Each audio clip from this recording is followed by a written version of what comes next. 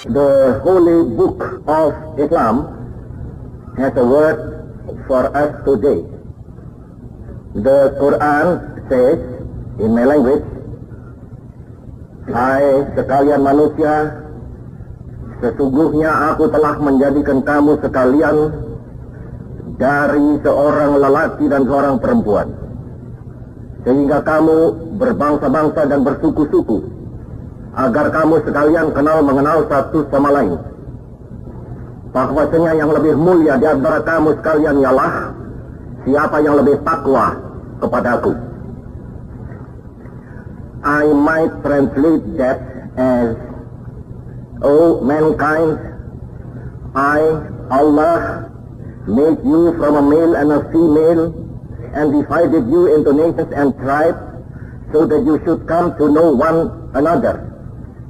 In truth, those who are most noble before God are those who most are in awe of Allah and do good works toward Allah." And the Christian Bible too has a word for us. "Glory to God in the highest, and on earth peace to men of good will." Hidup harus makan, yang dimakan hasil kerja. Jika tidak bekerja, tidak makan. Jika tidak makan, pasti mati. Inilah undang-undangnya dunia. Inilah undang-undangnya hidup. Mau tidak mau, semua makhluk harus menerima undang-undang ini. Terimalah undang-undang itu dengan jiwa yang besar dan merdeka. Jiwa yang tidak menengadah, melainkan kepada Tuhan. Sebab kita tidak bertujuan bernegara hanya satu windu saja. Kita bertujuan bernegara 1000 windu lamanya. Bernegara buat selama-lamanya. Jerbasuki mobil. Sekali merdeka, tetap merdeka. Merdeka, merdeka buat selama-lamanya. Terima kasih. Barang siapa tidak bekerja, janganlah ia makan. Begitu berapi-api Bung Karno menggembleng rakyatnya tentang pentingnya kerja keras sebagai bangsa yang baru merdeka. Dan ungkapan barang siapa tidak bekerja jangan dia makan, itu berasal dari kitab suci Perjanjian Baru 1 Tesalonika pasal 3 ayat 10.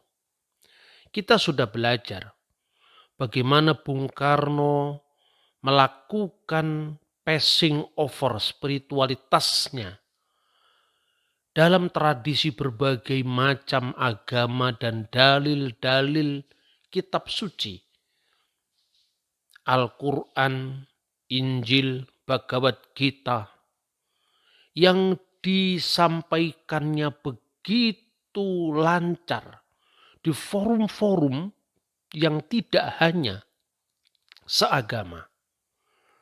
Di depan Kongres Muhammadiyah di Bandung tahun 1965, Bung Karno berkata, "Jikalau aku ingat anak-anak kecil itu, aku ingat siapa? Nabi Isa. Nabi Isa berkata, 'Bring the kinderen tot mij.' Biarlah anak-anak itu datang kepadaku, karena merekalah yang akan memperoleh Koninkrag Gods. Mereka akan memperoleh kerajaan Tuhan." Di dalam pidatonya dalam rangka peringatan Isra Mi'raj, Bung Karno begitu ringan mengutip Injil Yohanes pasal 1 ayat 1. "In the beginning was the word." Pada mulanya adalah sabda. Tetapi ungkapan ini dimaknai Bung Karno secara bebas. Pada mulanya adalah kata, dan tadi saya sudah berbicara 1.500 kata, 1.600 kata. Dari kata itu kemudian menjadi pada mulanya pengetahuan. Bung Karno memahami Injil Yohanes pasal 1 ayat 1 tentu berbeda dengan ortodoksi Kristen. Karena mungkin Bung Karno menafsirkan seperti kata-kata dalam Quran. Iqra' bismi rabbikal ladzi khalaq. Sebutlah dengan nama Tuhanmu yang menciptakan. Jadi ungkapan in the beginning was the word dimaknai sebagai perkembangan ilmu pengetahuan dari kata-kata kemudian pengetahuan dan seterusnya.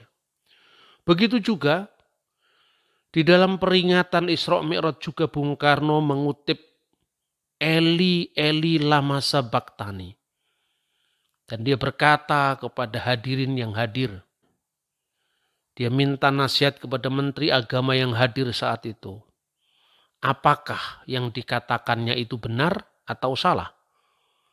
Bung Karno tahu bahwa menurut beberapa penafsiran yang sangat lazim dalam Islam, Yesus tidak mati disalib. Tetapi itu tidak mengurangi minat Bung Karno terhadap makna yang mendalam dari seruan Eli Eli lama sabaqtani. Seruan yang diucapkan Yesus ketika dia disalibkan. Tentu pemahaman kebebasan pemahaman yang seperti ini ketika didengar oleh publik sekarang itu akan sangat kontroversial. Ada kelompok-kelompok yang sangat marah apabila orang menafsirkan teks kitab sucinya tidak sesuai dengan mainstream penafsiran kitab suci itu. Tapi tidak di zaman Bung Karno. Saya tidak ingin membentur-benturkan ini dengan persoalan dogma suatu agama. Yang ingin saya garis bawahi bahwa penghormatan, respek terhadap perbedaan itu sesuatu yang sehari-hari bisa dinikmati pada masa Bung Karno. Khususnya ketika beliau menggembleng rakyatnya tentang makna persatuan, tentang makna cinta pada tanah air, tentang patriotisme. Yang harus diakui bahwa sebenarnya kesalahpahaman antar agama secara khusus adalah Islam dan Kristen. Ini sesungguhnya merupakan warisan perjumpaan teologis dalam sejarah kedua agama selama ratusan tahun. Dan tentu itu tidak mudah untuk menguraikannya. Kesalahpahaman Islam terhadap Kristen atau sebaliknya Kristen terhadap Islam itu setua perjalanan dari sejarah agama itu sendiri. Minimum catatan saya di Indonesia, sejak Luntar Firara, sesungguhnya sudah ada stigmatisasi bahwa Kristen itu adalah dolin, sesat. Dan itu muncul dari tafsiran surat Al-Fatihah yang dikutip di dalam Luntar Firara sebagai naskah Islam klasik atau terkuno di Nusantara, khususnya di Jawa. Jadi, persoalan misalnya tentang istilah putra Allah atau putra Tuhan, itu sesuatu yang memang tidak mudah untuk memahami satu sama lain. Tetapi, tidak ada salahnya apabila kita melihat ini sebagai sebuah dinamika yang panjang dalam proses pembelajaran. Kesalahpahaman antara Islam dan Kristen itu dijumpai mulai dari ustadz-ustadz kampung, presiden, hingga Haji Rhoma Irama. Tuhan itu satu, Tuhan tidak beranak, dan tak diperanakan. La ilaha illallah, Tuhan selain Allah. La ilaha illallah, Tuhan selain Allah. Seandainya Rhoma Irama memang mencipta lagu ini untuk menyindir orang Kristen, sesungguhnya pertanyaan yang krusial dipertanyakan, apakah memang benar Kristen seperti itu? Nah, inilah wilayah dialog, saudara-saudara.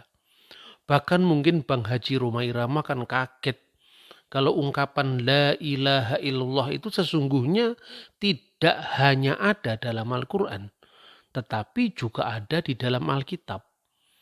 Dalam hal ini misalnya Alkitab bahasa Arab, ya di dalam 1 Korintus pasal 8 ayat 4. Risalatu bulus rasulil awal ila ahli Korintus wa alla ilaha illallah, dan bahwa tidak ada ilah selain Allah yang esa. Wa alla ilaha illallahul ahad, dan ini sebagai terjemahan dari bahasa aslinya yaitu audes theos uteros eimihes, atau paralel di dalam bahasa Suryani lait ilah illa allaha, tidak ada ilah sembahan kecuali Allah, sembahan yang satu-satunya. Nah saudara-saudara, memang bicara tentang ilmu agama-agama itu tidak mudah. Tetapi paling tidak yang dibutuhkan adalah respek kita terhadap perbedaan. Sebab jangan-jangan yang kita tuduhkan terhadap orang lain itu sesungguhnya tidak diyakini, bahkan mungkin tidak terbersit pikiran seperti yang dituduhkan itu. Seperti misalnya Tuhan itu beranak. Nah saudara-saudara, beda Roma Irama tentu beda dengan Bung Karno. Setiap orang itu punya kepala, maka isinya pun berbeda. Apa yang saya maksudkan ini sesungguhnya berlaku bagi siapapun juga. Hanya bedanya orang itu mau berubah seiring dengan bacaan yang bertambah, literatur yang lebih luas, bahkan sumber-sumber primer yang diyakini oleh agama yang bersangkutan. Dan ternyata Bung Karno pun tidak terlepas pula dari persoalan ini. Di dalam salah satu artikelnya yang ditulis tahun 1940 dan sekarang ini sudah diterbitkan dalam bentuk buku sejak tahun 1964, yaitu di bawah bendera revolusi jilid 1. Halaman 478. Di sana Bung Karno mengkritik kapitalisme, mengkritik kolonialisme, imperialisme yang dijalankan oleh orang-orang barat yang notabene mayoritas Kristen. Mungkin karena reaksi seperti itulah Bung Karno agak sinis berkata tentang bangsa-bangsa barat Kristen itu terpecah-pecah karena dikutuk oleh Allah. Mereka itu berlebih-lebihan dalam agama mereka. Mereka disuruh berbicara bahwa Allah itu esa, tetapi mereka mengatakan bahwa Nabi Isa Al-Masih itu adalah anak Allah. Ini kira-kira yang disampaikan Bung Karno. Karena mereka berlebih-lebihan dalam agama mereka. Tentu sebagai seorang muslim pasti Bung Karno membaca surah An-Nisa ayat 171. Ya ahlal kitab la taqlu fid dinikum. Wahai orang-orang yang diberikan kitab. Orang-orang yang diberikan kitab sebelum Islam maksudnya, yaitu Yahudi dan Nasrani. Janganlah kalian berlebih-lebihan dalam agama kalian. Jadi Bung Karno mungkin pada tahun itu memahami bahwa orang Kristen itu mempercayai secara letterlek bahwa Allah itu beranak. Sehingga dipertentangkan dengan ayat yang juga dipakai oleh Roma Irama dalam lagunya La ilaha illallah tadi. Yaitu lam yalid wa lam yulad. Allah itu tidak beranak dan tidak diperanakkan. Tetapi yang maha kuasa yang menciptakan langit dan bumi ini mengizinkan Bung Karno di dalam pengembaraan spiritualnya bertemu tidak hanya orang Islam atau orang pesantren. Tetapi dia bertemu dengan Romo Van Lith yang Katolik. Dia bertemu dengan tokoh-tokoh agama Hindu yang juga dari kalangan keluarganya sendiri yang beragama Hindu. Maka di sana dalam dunia batin Bung Karno yang paling dalam itu ada ayat-ayat Bhagavad Gita, ada seloka-seloka suci Buddhisme, ada ayat-ayat suci Al-Quran dan Injil, sehingga itu membentuk pemikirannya yang legitim tentang agama lain. Sekalipun saya katakan tadi, tidak harus bersetuju dengan konsep agama yang bersangkutan. Inilah makna agree in disagreement. Tidak dalam posisi meyakini, tetapi minimum tidak menyalahpahami. Dan ternyata dari hasil passing over Bung Karno dengan agama-agama lain itu telah mengubah atau paling tidak memoderasi pandangannya. Saya ingin kutipkan salah satu pidato Bung Karno yang diucapkan di depan Kongres Persatuan Wanita Kristen Indonesia 22 Februari 1964. Pidato itu diberi judul Jadikanlah Indonesia Poros New Emerging Forces. Bung Karno mengatakan bahwa sesungguhnya kita semua ini adalah anak-anak Tuhan dan kita semua ini mengabdi kepada Tuhan. Kita tidak mengetahui apa yang dimaksudkan Bung Karno dengan istilah anak-anak Tuhan ini. Tapi minimum Bung Karno sudah memahami bahwa istilah anak-anak Tuhan tidak harus dimaknai secara letterlek bahwa Tuhan itu beranak. Statement yang kurang lebih sama juga diucapkan Bung Karno dalam pidatonya yang berjudul Kader Katolik Benar-benar Berjiwa Elang. Itu dalam rangka penggemblengan kader pelopor Front Katolik 22 Juni 1965. Di sana Bung Karno mengatakan demikian, manusia itu sudah sepantasnya ada yang duduk selalu di tempat yang paling tinggi. Yang lain-lain adalah sekadar seperti semut. Isa mengadakan perubahan pikiran yang radikal bahwa semua manusia itu sebenarnya anak-anak Tuhan seru sekalian alam. Oleh karena itu, benarlah apa yang dikatakan atau yang dimaksudkan oleh Camille Desmoulins, bahwa Isa adalah seorang revolusioner yang maha hebat. Bandingkan antara dua statement Bung Karno dari tahun 1940-an dengan tahun 1964 dan 65. Ini satu perkembangan yang menurut saya luar biasa. Dan barangkali dalam perkembangan pemikiran kita juga mengalami seperti itu. Dulu kita tidak mengerti. Tapi dari hasil perjumpaan kita dengan sahabat-sahabat kita yang berbeda, kita mendengarkan langsung dan menanyakan pula apa yang sesungguhnya dia yakini. Yang diyakini oleh saudara kita Buddhis, yang diyakini oleh saudara kita Hindu, yang diyakini oleh saudara kita kaum penghayat kepercayaan terhadap Tuhan yang Maha Esa, yang sudah ada sebelum datangnya agama-agama besar dunia ke Nusantara. Itulah passing over. Tetapi pada saatnya nanti akan coming back pada agama kita setelah kita mengalami pengayaan karena kita menyelam di samudra maha luas dari perbedaan-perbedaan aliran keagamaan itu. Menarik memang bicara tentang sosok Bung Karno.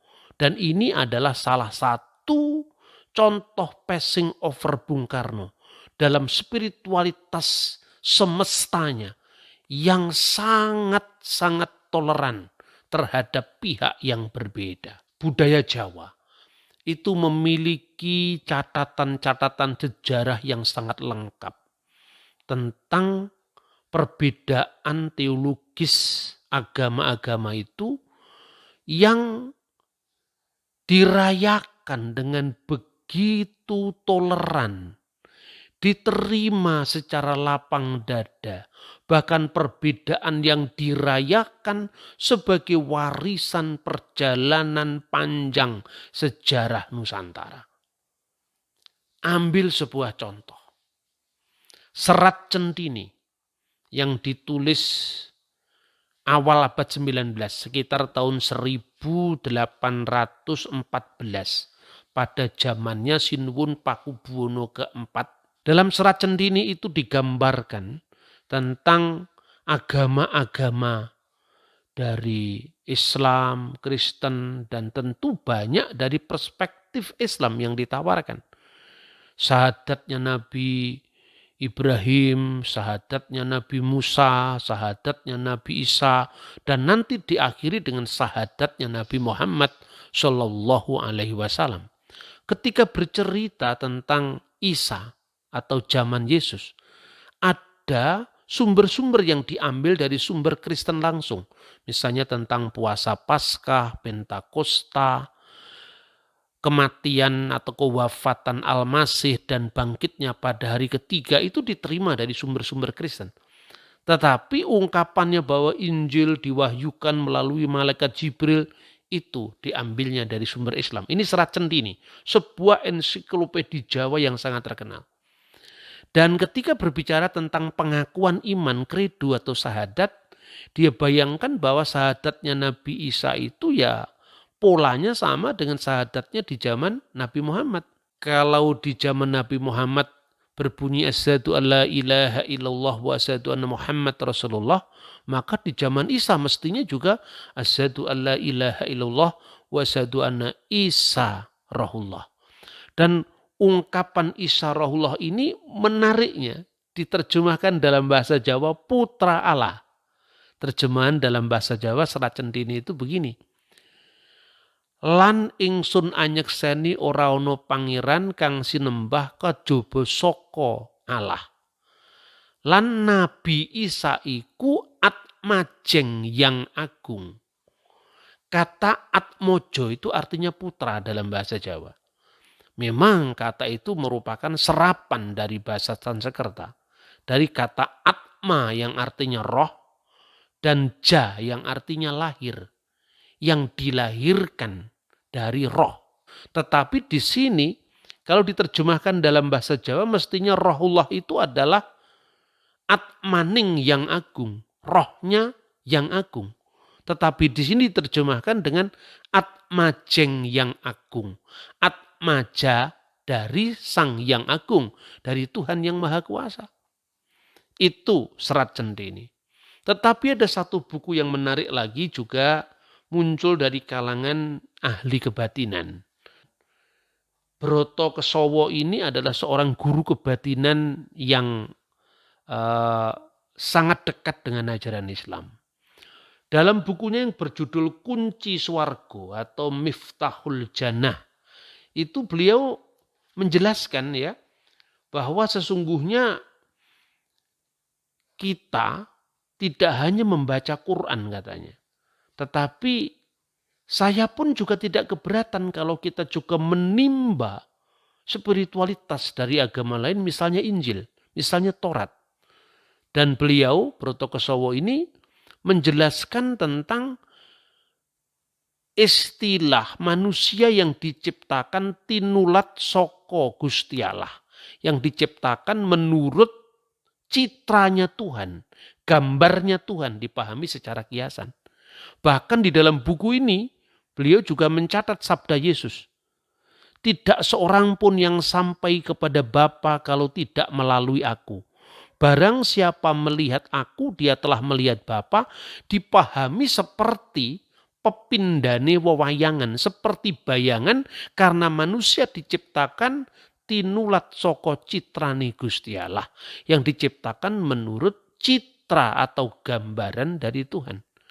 Tetapi beliau mengatakan di buku ini, tapi kenapa juga Al-Quran akhirnya mengkritik dengan ayat yang berbunyi lam yalid walam yulad, bahwa Allah itu tidak beranak dan tidak diperanakkan. Itu karena ada orang-orang yang secara letterlek memahami bahwa Allah itu benar-benar beranak secara fisik. Karena itulah ayat lam yalid walam yulad itu ditujukan. Ini sebuah capaian yang luar biasa dalam pemahaman terhadap agama lain. Dan itu juga berlaku untuk seorang tokoh besar, pemimpin besar revolusi kita yang sangat kita hormati, yaitu Bung Karno. Pada masa mudanya ketika beliau begitu konfrontatif dengan Belanda, dengan perjuangannya yang non-kooperatif, maka pengalaman-pengalaman perjumpaan dengan Belanda itulah yang sangat membekas di dalam jiwanya. Dan dia merasa ayat Al-Quran itu relevan untuk mengatakan bahwa orang Barat yang notabene Kristen itu berlebih-lebihan dalam agama mereka. Tetapi beda ketika bangsa ini sudah merdeka dan rakyat yang dipimpinnya tidak hanya dari kalangan Islam, tapi dari kalangan Buddhis, Hindu, Kristen, Katolik, maka dia harus menjadi bapak semua rakyatnya yang berbeda-beda.